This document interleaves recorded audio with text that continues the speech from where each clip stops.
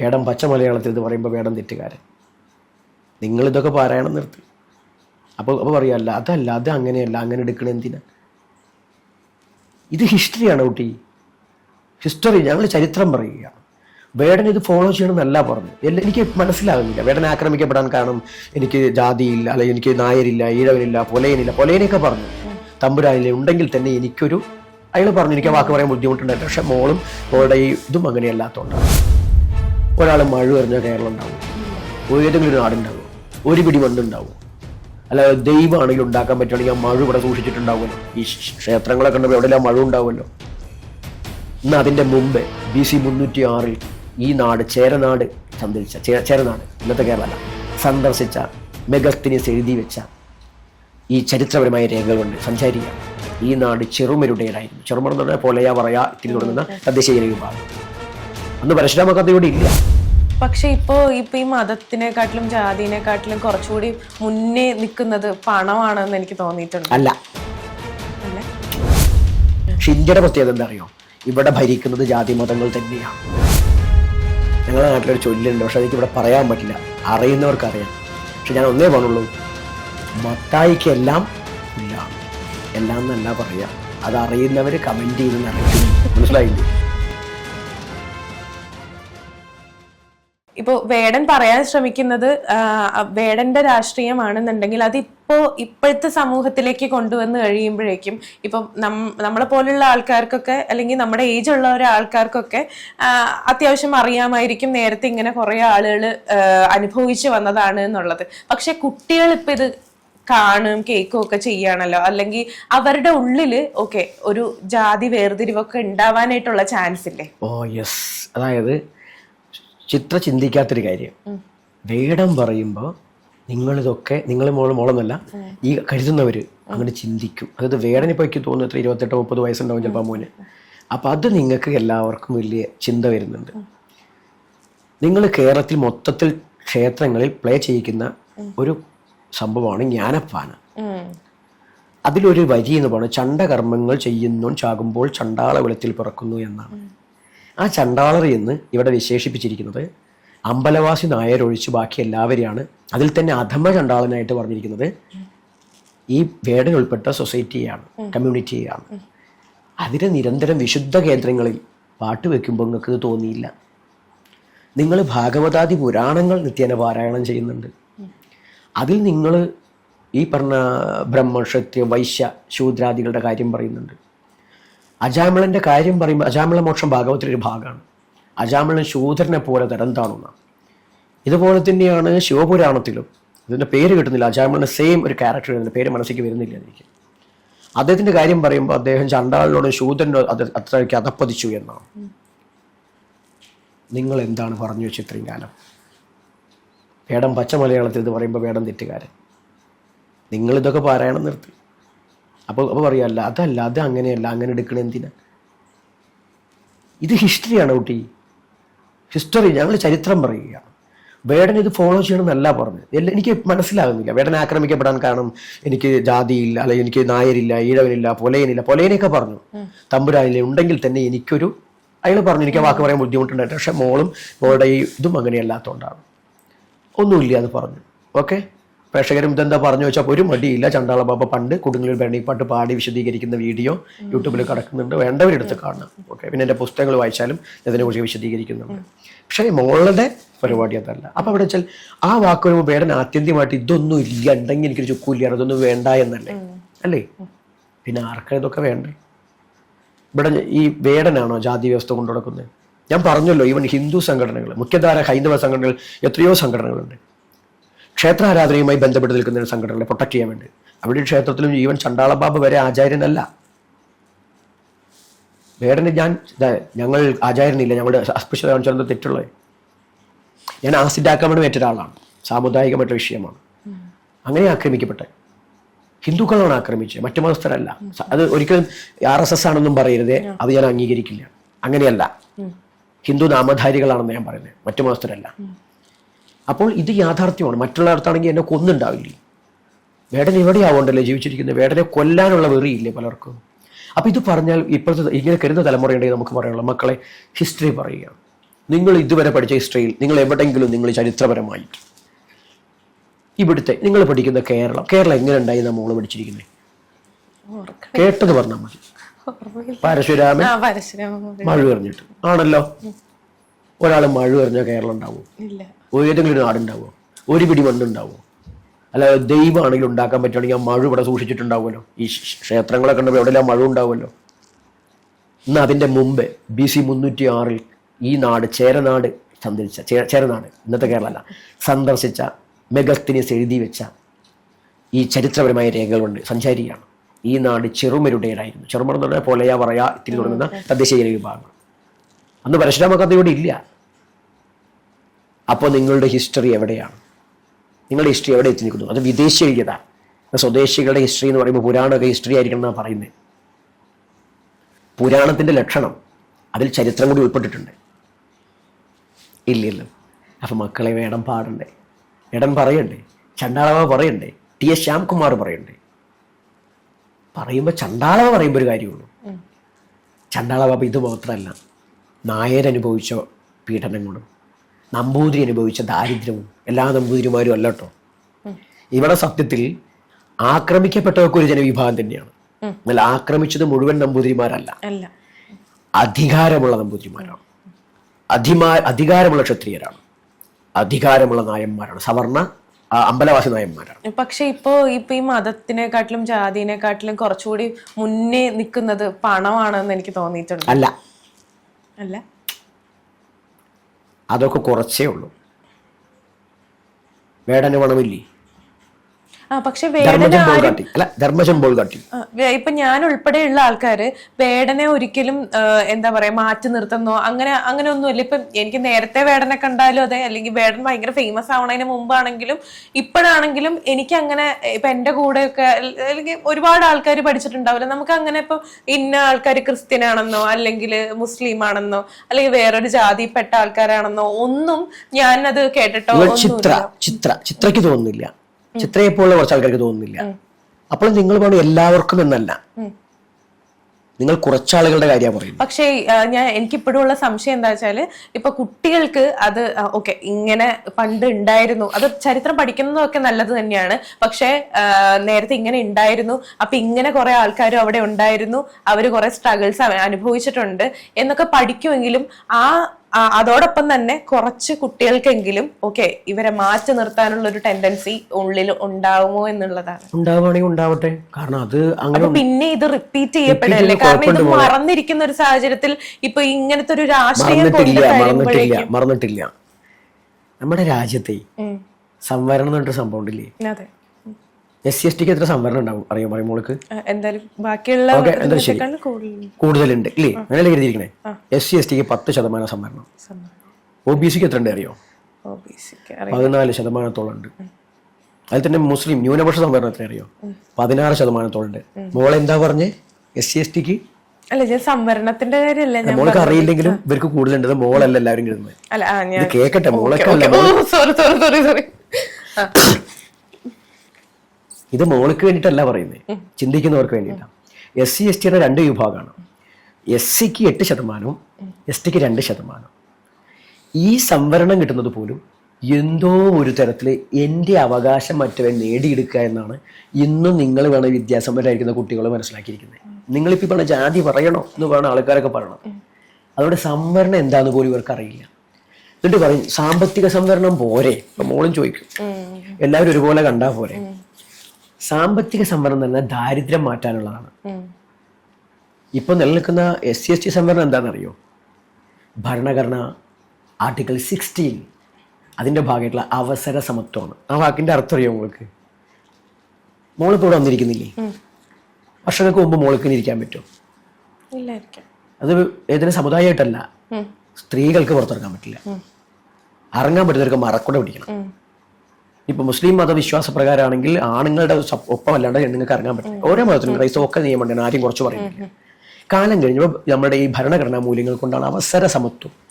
അപ്പൊ ഇനിയിപ്പോൾ തൊഴിൽ മേഖലയിലും എല്ലാ മേഖലയിലും സ്ത്രീ പരിഗണിക്കും. ഇപ്പോഴത്തെ ഇലക്ഷനിലൊക്കെ കൂടുതൽ സ്ത്രീകളാണ് നിൽക്കുന്നത്. ഇത് അവസര സമത്വമാണ്. ഈ അവസരങ്ങൾ പരിഗണിക്കുമ്പോൾ അതുവരെ പരിഗണിക്കപ്പെടാതിരുന്നൊരു വിഭാഗമാണ് ഇവിടുത്തെ SC/ST താഴ്ത്തപ്പെട്ട വിഭാഗം. എന്നെ കേൾക്കുന്ന പ്രേക്ഷകരുടെ അഭ്യർത്ഥനയാണ്, താഴ്ന്നവരില്ല മക്കളെ, താഴ്ത്തപ്പെട്ടവർ. താഴ്ന്നവർ നിങ്ങളൊക്കെ പറയും, നിങ്ങൾ ഇതൊന്നും ഇല്ല എന്ന് പറയുമ്പോൾ നിങ്ങൾ അറിയാണ്ടേ ഈ താഴ്ന്ന ആൾക്കാരെന്ന് പറഞ്ഞവരില്ലേ, ഇങ്ങനെ പറഞ്ഞ ആൾക്കാരുണ്ട്.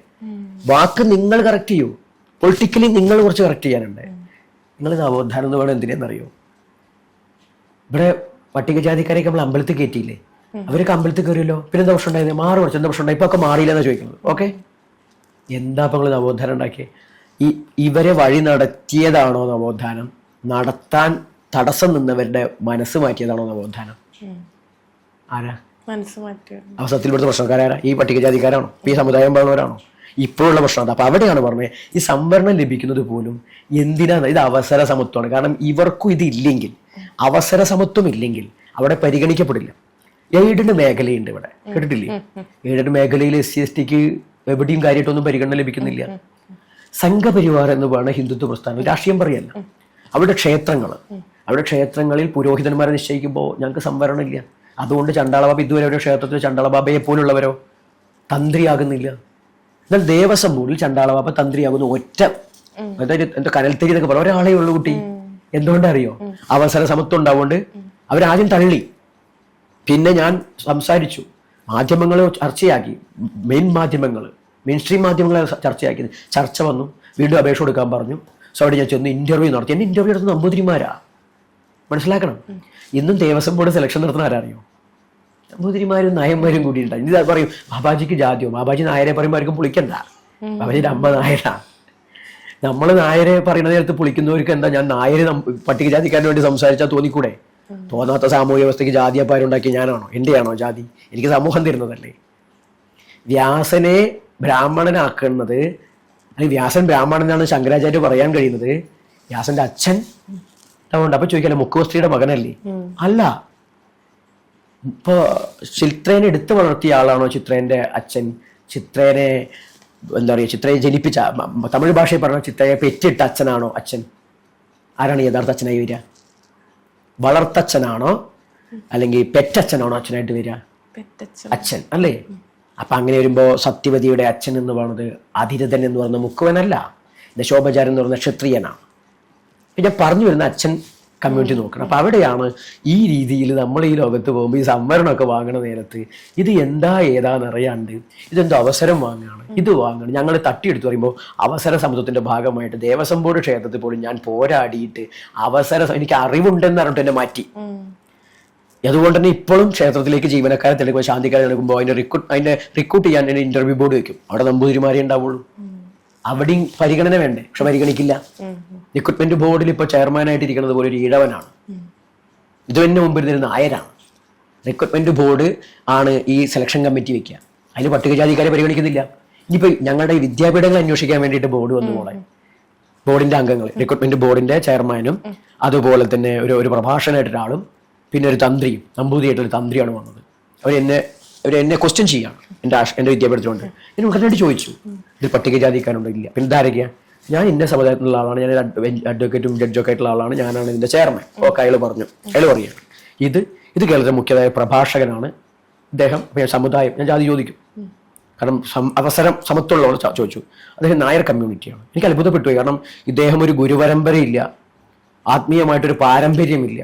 അദ്ദേഹം യൂട്യൂബോ ബുക്കോ വായിച്ചു പോകുന്ന ഒരാളാണ്. എന്നാൽ ആത്മീയ പാരമ്പര്യത്തിൽ എത്ര ആളുണ്ട്? അവരില്ല. അദ്ദേഹമാണ് എന്നാലും തന്നെ നല്ല മനുഷ്യനാണ് കേട്ടോ, നല്ല അറിവുള്ള ആളാണ്. ഞാൻ പറയുന്നാലും ആത്മീയതയിലെ അത് മാത്രം പോരാ. നിങ്ങൾ മറ്റുള്ളവർക്ക് ക്വാളിഫിക്കേഷൻ ചോദിക്കല്ലോ, അങ്ങനെ പറയുമ്പോൾ ചണ്ടാളവരുടെ ക്വാളിഫിക്കേഷൻ പോലും ഇരിക്കുന്ന ആൾക്കില്ല. പക്ഷെ യോഗ്യത എന്താ അറിയോ? കുറെ നായന്മാരും മറ്റൊരു ഹിന്ദുക്കളും ഇയാളെ അംഗീകരിക്കണം, അതുകൊണ്ട് സർട്ടിഫിക്കറ്റ് ചോദിക്കണില്ല, എന്നോട് ചോദിക്കും. അടുത്ത നമ്പൂതിരി, ആലുവ തന്ത്രവിദ്യാപീഠത്തിൽ പഠിച്ച ആളാണ്, ഗുരുവായൂർ മേൽശാന്തിയായിട്ട് ഇരുന്നിട്ടുണ്ട്. ഓക്കെ, ഞാൻ ആദ്യം തന്നെ പറഞ്ഞു ഇതിൽ പട്ടികജാതിക്കാരൻ വേണം, നാളെ ഞാൻ ഇന്റർവ്യൂവിൽ ഞാൻ നിങ്ങൾക്ക് മറുപടി തരുള്ളൂ. അവസര സമത്വം ഇവിടെ പരിഗണിക്കാണ്ടോട്ട് ഇതുവരെ പരിഗണിച്ചിട്ടില്ല. അതാ പറഞ്ഞത്, ഇവിടെ ഞങ്ങൾക്ക് സമത്വം പറഞ്ഞെടുത്ത് തന്നെ ഞങ്ങളെ കുത്തി. ഇപ്പോൾ ചീഫ് സെക്രട്ടറിമാരുടെ കാര്യം എടുക്കുകയാണെങ്കിൽ SC/STക്കാരെ എത്രത്തോളം പരിഗണിച്ചിട്ടുണ്ട്? അപ്പൊ രാജ്യത്തിന്റെ പ്രസിഡന്റ് മുർമു അല്ലേ, മുർമുവിനാക്കിയില്ലേ? അത് മാമന്നൻ സിനിമയിൽ ഫഹദ് പറയുന്ന ഡയലോഗാ. ഇതൊക്കെ ആക്കുന്നത് അത് ഞങ്ങളുടെ രാഷ്ട്രീയം.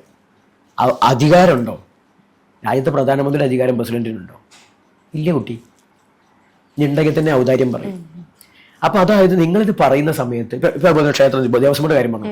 ദേവസ്വം ബോർഡിൽ ഈ പറഞ്ഞ അപ്പർ കാസ്റ്റ് ഇവർക്ക് 12% സംവരണം കൊടുത്തിരിക്കുന്നത്. ജനറൽ കാസ്റ്റിന് സംവരണമുണ്ട്. മറ്റ് മേഖലകളിൽ ഇന്നിപ്പോൾ EWS എന്ന് പറഞ്ഞിട്ട് ഒരു വ്യവസ്ഥ കൊണ്ടുണ്ട്. എക്കണോമിക്കലായിട്ട് സാമ്പത്തിക സംവരണം കിട്ടിയിട്ടുണ്ട്. സാമ്പത്തിക സംവരണമുള്ള ആൾക്ക് ഇപ്പോൾ അടുത്ത മെഡിക്കൽ സീറ്റ് കിട്ടിയത് വാർത്ത വന്നതാണ്. നമ്മളാരും ചർച്ച ചെയ്തിട്ടില്ല. പട്ടികജാതി സീറ്റിൽ നിൽക്കുന്ന അവകാശമുള്ള ആളെയും മറികടന്നു പോയിട്ടുള്ള നിങ്ങൾ പറയപ്പെടുന്ന അറിവില്ലാത്ത ഒരാളെയാണ് പട്ടികജാതിക്കാരനെ മാറ്റിയിട്ട് അവസരം കൊടുത്തിരിക്കുന്നത്. ഇത് ചർച്ച ചെയ്യുന്നില്ല. അതായത് നിങ്ങൾ ഞങ്ങളെപ്പോലുള്ളവരോട് ഇതുപോലെ ഇരുന്ന് ചോദിക്കുക, അപ്പം ഞങ്ങൾ പറയും, എന്നിട്ട് നിങ്ങൾ കണക്ക് വയ്ക്കുക. ജാതി സെൻസസിന്റെ കാര്യം വന്നത് മോള് കേട്ടിരുന്നു? പൊളിറ്റിക്കലി വന്നു. പൊളിറ്റിക്സ് എനിക്കും അറിയാറുന്നില്ല. പക്ഷെ നമ്മൾ ഈ ഭൂമിയിൽ ജീവിക്കുമ്പോൾ ഉണ്ടല്ലോ, മോള് പഠിക്കേണ്ട പൊളിറ്റിക്സ് എന്താ അറിയോ? സ്ത്രീ ആണെന്ന് തോന്നുമെങ്കിൽ സ്ത്രീയുടെ ഭാഗമായിട്ട് പൊളിറ്റിക്സ് പഠിക്കണം. കാരണം നമ്മൾ ജീവിക്കുന്ന ജാതി മതത്തിന്റെ ലോകത്തല്ല, ശരിയാ. പക്ഷെ ഇന്ത്യയുടെ പ്രത്യേകത എന്താ അറിയോ? ഇവിടെ ഭരിക്കുന്നത് ജാതി മതങ്ങൾ തന്നെയാണ്. ഇവിടെ ജാതി മതം എങ്ങനെയാ? ഇപ്പോൾ കേന്ദ്ര ഗവൺമെന്റ് ഭരിക്കുന്നവർക്ക് ജാതിയും മതവും ഇല്ലാതെ അംഗീകരിക്കാൻ പറ്റുമോ? കേരളത്തിൽ മലപ്പുറം ജില്ലയിൽ കൂടുതൽ MLA-മാരുള്ള മുസ്ലിം ലീഗിന് ജാതി മതം ഇല്ല എന്ന് പറയാൻ പറ്റുമോ? ഇപ്പോൾ കോട്ടയത്ത് പോയി കഴിഞ്ഞാൽ അവിടെ കുറേ അച്ചായന്മാരാണ്, VC ജോർജ് അച്ചായന്മാർ കുറേ ഉണ്ട്. മാണിലേക്ക് ടീമുകളുണ്ട്, മാണി ഗ്രൂപ്പൊക്കെ. അവർക്ക് ജാതി മതം ഇല്ല പറഞ്ഞിട്ട് എല്ലാവരും അവർ സ്നേഹിക്കുന്നുണ്ട്. പക്ഷെ അവരൊരു പ്രത്യേക പരിഗണന ഈ സമുദായങ്ങൾ കൊടുക്കുന്നുണ്ട്, ഇല്ലേ? അല്ലെങ്കിൽ ഭാരതീയ ജനതാ പാർട്ടിയുടെ BJP-ക്കാരും ഒക്കെ ഹിന്ദുക്കളുടെ നല്ല നല്ലൊരു പരിഗണനയുണ്ട്. ഞാൻ പറഞ്ഞു, അങ്ങനെ വരുമ്പോൾ സ്ത്രീകളുടെ ഭാഗത്ത് നിന്ന് സ്റ്റേഡിയം പൊളിറ്റിക്സിന്റെ ഭാഗമായിട്ട് ഞങ്ങളെ ഇരുന്ന് ഇതുപോലെ സംസാരിക്കുമ്പോഴേ ഞങ്ങളൊരു ഇപ്പം എനിക്ക് ഉറപ്പാ ഈ വേടനോ ശ്യാംകുമാറൊന്നും ഒരു ജാതിക്ക് എതിരാവില്ല. അവരനുഭവമായിരിക്കും.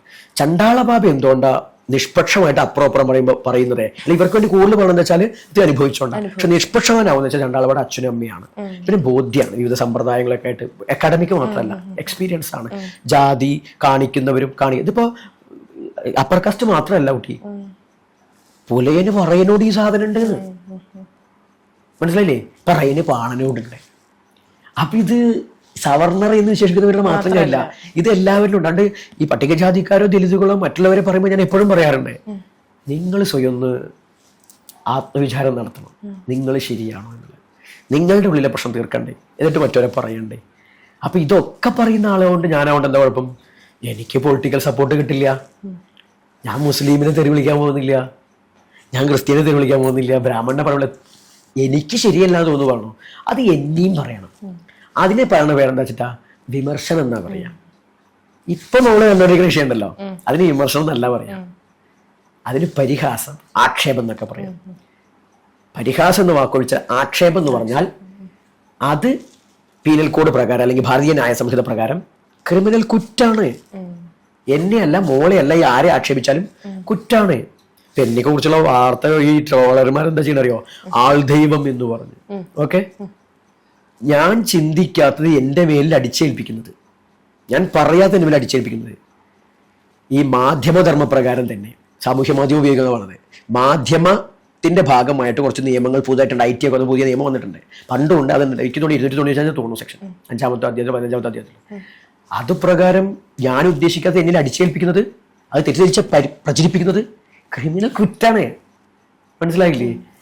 അതുപോലെ തന്നെ ഇപ്പൊ വേറൊരു കാര്യം, ഇപ്പൊ എന്നെ ഇപ്പോ ഞാനിരിക്കുന്നത്, ഞാൻ ദൈവമൊന്നും പറഞ്ഞിട്ടില്ല, പക്ഷെ എന്നെ ഇപ്പൊ എന്തെങ്കിലും 10 ആൾക്കാർ ഗുരുവായിട്ട് കാണണ്ടല്ലോ, അതിന് സംശയമില്ലല്ലോ. അങ്ങനെ ആകുമ്പോൾ അട്രോസിറ്റി ആക്ട്, ഞാൻ നിയമങ്ങൾ പറയല്ല കേട്ടോ, എന്നാലും പറയാം, അട്രോസിറ്റി ആക്ട് പട്ടികജാതി പട്ടികവർഗ പീഡന നിരോധന നിയമം. ഇത് പറയുന്ന നിയമം എന്ന് വെച്ചാൽ അവരുടെ ഇടയിൽ നിന്നുള്ള ഒരു വ്യക്തിയെ, അവരോ അല്ലെങ്കിൽ ആരുമാട്ടെ, പട്ടികജാതി വിഭാഗത്തിലുള്ള ഒരു വ്യക്തിയെ ആരെങ്കിലും ഗുരുവായിട്ടോ ദൈവതുല്യമായിട്ടോ കാണുന്നു എങ്കിൽ, അത് അടയാളാവാം, ഫോട്ടോ ആവാം, വ്യക്തി തന്നെ ആയിരിക്കാം, ആ വ്യക്തിയെ ആക്ഷേപിക്കുന്നതും പരിഹസിക്കുന്നതും അല്ലെങ്കിൽ എന്ന് വെച്ചാൽ അവരുടെ വിശ്വാസത്തെ വ്രണപ്പെടുത്തുന്നതൊക്കെ അട്രോസിറ്റി ആക്ടിൽപ്പെട്ട കാര്യമാണ്. അപ്പൊ ഞാൻ ദൈവമൊന്നുമല്ല, പക്ഷെ ഒരു ടീച്ചറാണ് ഞാൻ. കുറേ ആളുകൾക്ക് പല ജാതി ഒരു മതക്കാരുണ്ട്, എനിക്ക് മുസ്ലിം ക്രിസ്ത്യനും ഒക്കെ ഉണ്ട്, ഞാൻ മതം മാറ്റാറില്ല, പിന്നെ നായന്മാർ എല്ലാവരും ഉണ്ട്. അതുകൊണ്ടാണ് എനിക്ക് ഒരു ഭേദമില്ല, എനിക്ക് എല്ലാ ശിക്ഷ. അതാണ് എൻ്റെ വിജയത്തിന്റെ രഹസ്യം, അല്ലെങ്കിൽ ഞാൻ എന്തെങ്കിലും ആവുന്നതിന്റെ രഹസ്യത. അന്നും തന്നെ പട്ടികജാതിക്കാരേക്കാൾ കൂടുതൽ അവിടെ ഉള്ളത് മറ്റു സമുദായങ്ങളാണ്. ഈ പറഞ്ഞ കണ്ണൻ, കാലു പിടിക്കുന്ന കണ്ണനൊന്നും പട്ടികജാതിക്കാരനൊന്നുമല്ല, എൻ്റെ അടുത്ത് നിൽക്കുന്നവരൊന്നും കുറച്ച് ആൾക്കാരുള്ള, അവിടെ ഭേദമൊന്നുമില്ല. അപ്പൊ എന്താ വെച്ചാൽ ആ ഒരു കാരണത്താൽ എന്നെ ആക്ഷേപിക്കുന്നത് പോലും വെറുതെ ആണെങ്കിൽ, ആരെങ്കിലും പരാതി കൊടുത്താൽ, ഞാനല്ല, ഞാൻ എന്നെ കുറിച്ചിട്ട് ഞാൻ എന്നെ ദൈവമാണെന്ന് പറയാനോ അല്ലെങ്കിൽ ഗുരുവാണെന്ന് പറയാൻ പറ്റില്ല. വേറൊരാള് ഞങ്ങളുടെ വിശ്വാസപ്രകാരം ഞങ്ങളുടെ ഗുരുവിനെ തേജോവധം ചെയ്തു ആക്ഷേപിച്ചു എന്ന് പറഞ്ഞാൽ അത് ക്രിമിനൽ കുറ്റമാണ്. മുൻകൂർ ജാമ്യം ലഭിക്കാത്ത കുറ്റമാണ്. ഇതൊക്കെ പറയുമ്പോൾ ഹൈക്കോടതിയിൽ ചിന്തിക്കുന്ന ആളുകൾ ഉണ്ടായിരിക്കാം. അവർക്ക് എത്ര ഓളുണ്ട് എനിക്കറിയില്ല. അവരെന്താ ഒന്നും ചെയ്യാത്ത എന്താ അറിയോ, അവരെ ഭയന്നിട്ടൊന്നുമല്ല. പറഞ്ഞാൽ നന്നാവണവനെ അല്ലേ കുട്ടി പറഞ്ഞിട്ട് കാര്യമുള്ളൂ. ബുദ്ധിയും ബോധവും ഇല്ലാത്ത നമ്മൾ ഈ കുട്ടികളെ നമ്മളെ തോണ്ട് മാന്തെന്നുള്ളത് നമ്മൾ എന്തെങ്കിലും ചെയ്യും.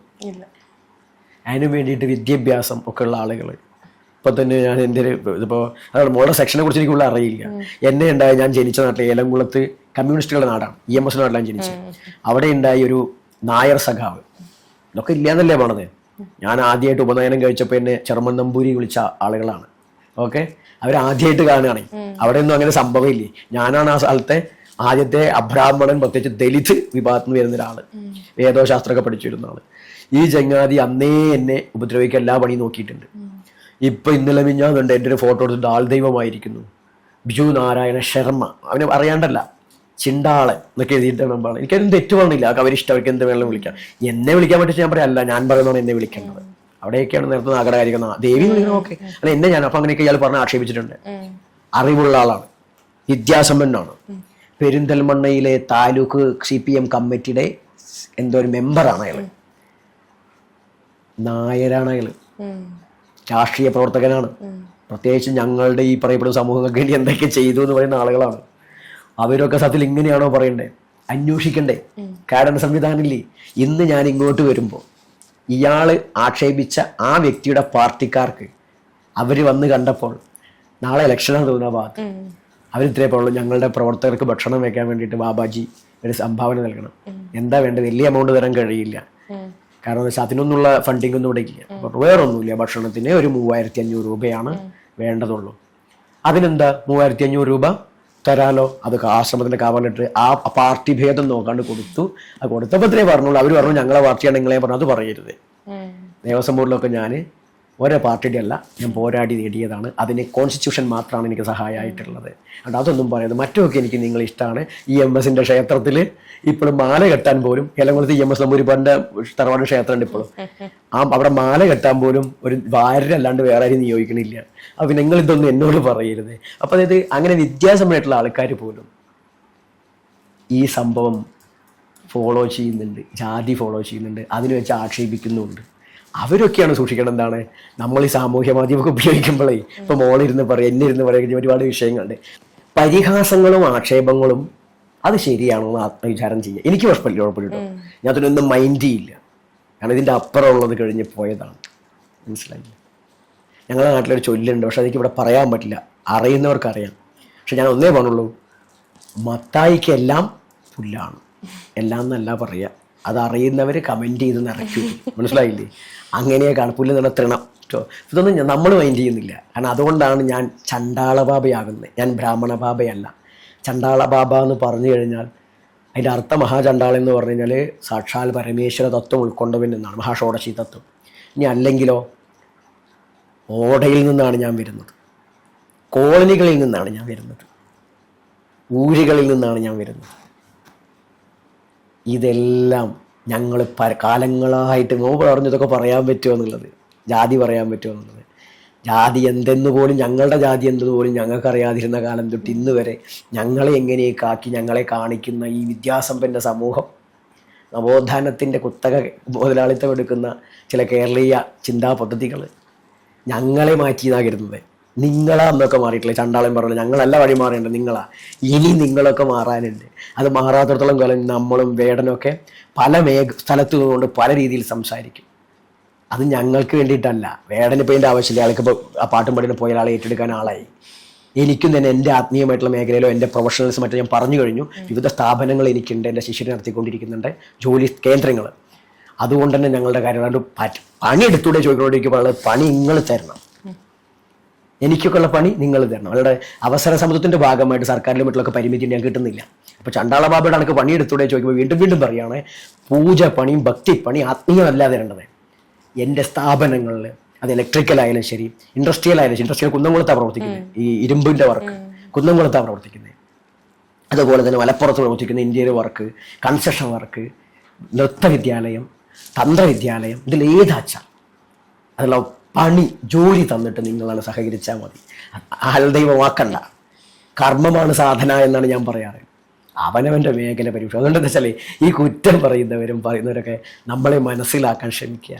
ഞങ്ങൾ അതിൻ്റെ വേടനായാലും ശരി, ഇപ്പോൾ ശശാങ്ക് കുമാർ, അദ്ദേഹത്തെയൊക്കെ ഞാൻ ബഹുമാനിക്കുന്നുണ്ട്. ചില കാര്യത്തിൽ അഭിപ്രായ വ്യത്യാസമുണ്ട്, എന്നോട് അവർക്കും ഉണ്ടാവും. ഞങ്ങൾക്കൊക്കെ അഭിപ്രായ വ്യത്യാസമുണ്ട്. ഞങ്ങൾ ഒരുമിച്ച് ഇരുന്നിട്ടുമില്ല. ഞാൻ എന്തെങ്കിലും ഇരിക്കാൻ പറ്റുമെങ്കിൽ അറിയില്ല. പക്ഷെ എന്തായാലും ശരി, ഇരിക്കാൻ പറ്റുവാണെങ്കിൽ ഞാൻ ഇരിക്കൂട്ടെ, എനിക്ക് അവരോടൊന്നും അലർജി ഇല്ല.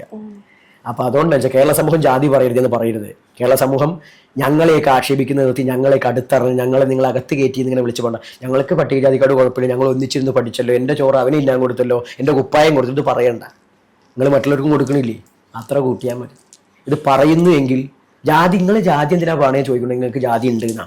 കാരണം ഇവിടെ എത്ര നായന്മാർ പറയുമ്പോൾ നിങ്ങൾ എന്താ പറയുന്നത്, എന്തിനാ നിങ്ങൾ നായർ നീതി എന്ന് പറയുന്നത്? എന്താ, എല്ലാ രാഷ്ട്രീയക്കാരിലും ഉണ്ട്. ഇടതുപക്ഷക്കാർ ആരംഭിച്ചു കൊണ്ട് നമ്പൂരിയിലാണ് തുടങ്ങിയത്, അവർക്ക് അതുണ്ട്. RSSകാരിൽ ജാതിയുണ്ട്, BJPക്കാരുണ്ട്, കോൺഗ്രസിലുണ്ട്, എല്ലാവരും ഉണ്ട്. അവരോട് തങ്ങൾ വരുന്ന തങ്ങൾ എന്ന് പറയരുതെന്ന് പറയാറുണ്ടോ? പാണക്കാട് ശിഹാബ് തങ്ങൾ എന്ന് പറയാറുണ്ടോ? അവരുടെ സ്ഥാനമായിരിക്കാം, പറയരുതെന്ന് പറയാറുണ്ടോ? ആ സ്ഥാനം തന്നെയാണ് പുലയൻ. പുലയൻ എന്ന് പറഞ്ഞാൽ മോശമായിട്ട് കാണുകൊണ്ടാണ്. പുലയൻ എന്ന് പറഞ്ഞാൽ പുലത്തിന്റെ അധികാരി എന്നാ, മണ്ണിന്റെ അധികാരി എന്നാ. പറയെന്ന് പറഞ്ഞാലും ഇങ്ങനെ തന്നെയാണ്. പറയെന്ന് പറഞ്ഞാൽ ആത്മീയത ഉൾക്കൊണ്ട ആ പറയുന്ന ആകാശതത്വമാണ്, അല്ലെങ്കിൽ വായുതത്വമാണ്. അങ്ങനെയുള്ളൊരു തത്വം അനാഹതത്തിൽ ഈശ്വരോപാസന നടത്തിയവരാണ്. ഒരുപാട് മീനിങ് ഉണ്ട് ഇതിലൊക്കെ, നമുക്കൊന്നും അറിയില്ല. അങ്ങനെ എന്താ പറയുക, സാമൂഹികമായിട്ടും ചരിത്രപരമായിട്ടും ആത്മീയമായിട്ടൊക്കെ അർത്ഥമുള്ള നാമങ്ങൾ. പക്ഷെ എന്താണ്, നായരെന്ന് പറഞ്ഞോണ്ട് നിങ്ങൾ പറയില്ല, അത് പറയരുത്. അങ്ങനെ പറയുകയാണെങ്കിൽ ഇവിടെ NSS ഉണ്ടാവോ, SNDP ഉണ്ടാവോ? ഞാനാണെങ്കിൽ അങ്ങനെ ഞാൻ ചോദിച്ചിട്ടുണ്ട് കേട്ടോ, നിങ്ങൾ എന്തിനാ ഇതിന്റെ കൂടെ ആ ഒരു ജാതി പേര് ചേർക്കുന്നത് എന്നുള്ളത് ഞാൻ ചോദിച്ചിട്ടുണ്ട്. എനിക്ക് മൊത്തത്തിലുള്ള കാര്യം ഞാൻ പറഞ്ഞത്.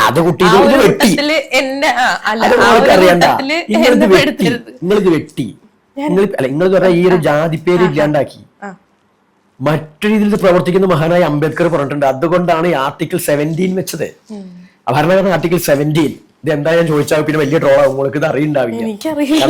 അംബേദ്കർ ആരാ ചോദിച്ചപ്പോൾ അറിയാത്ത കുട്ടികളുടെ ഒരു ഇന്റർവ്യൂ ഞാൻ കാണുന്നുണ്ടായി, പുതിയ കുട്ടികളും. ആർട്ടിക്കിൾ 17 പറഞ്ഞത് ഈ പറയുന്ന ഈ വിവേചനങ്ങൾ, അയിത്ത ആചരണം, വേറൊരു ഈ ലോകത്തെ എവിടെയും ഇത്ര നിയമങ്ങളില്ല ഈ ജാതിയുടെ പേരിൽ, ഈ ഇന്ത്യയിൽ മാത്രമല്ല. കാരണം എന്താ ഉള്ളതുകൊണ്ട് വെച്ചാൽ അയിത്താചരണം ഏത് വിധേനയുമുള്ള ആ ആചരണത്തെ നിരോധിക്കുന്നു. മനസ്സിലായോ? ഇന്ന വിധത്തിൽ നിന്നല്ല, അപ്പൊ ഇനി പുതിയ മുഖത്തോടു കൂടിയും വരും എന്നുള്ളത് മഹാനായ അംബേദ്കർ കണ്ടുവച്ചു. അതുകൊണ്ട് ഏത് വിധം ഇത് ആചരിക്കും. അതുകൊണ്ട് നിങ്ങളെ ജാതി വെട്ടിയോണ്ടോ ഇവൻ പൊലയെന്ന് ചേർത്തോണ്ടോ ഇത് ഇല്ലാണ്ടോ. ഞാൻ പറയണമെന്ന് വെച്ചാൽ ഇനി ഇതൊന്നും ഒളിച്ചോടണ്ട.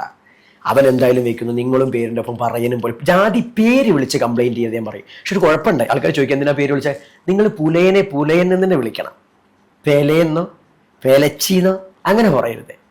നെമ്പൂരി എന്നല്ലല്ലോ, നമ്പൂതിരി എന്നല്ലേ പറയാറേ, അല്ലേ? നമ്പൂരി എന്നാണ് എൻ്റെ വാക്കിരിക്കുക. ഞാൻ വേദംപൂരി എഴുതി, പക്ഷെ നിങ്ങൾ നമ്പൂതിരി എന്നാ പറയാം. അതുകൊണ്ട് ഇപ്പൊ ചണ്ടാളെന്ന് ഞാൻ പറയുമ്പോൾ നിങ്ങൾ ചിണ്ടാളെന്ന് കമ്മ്യൂണിസ്റ്റുകാരനെ എഴുതുന്നത്.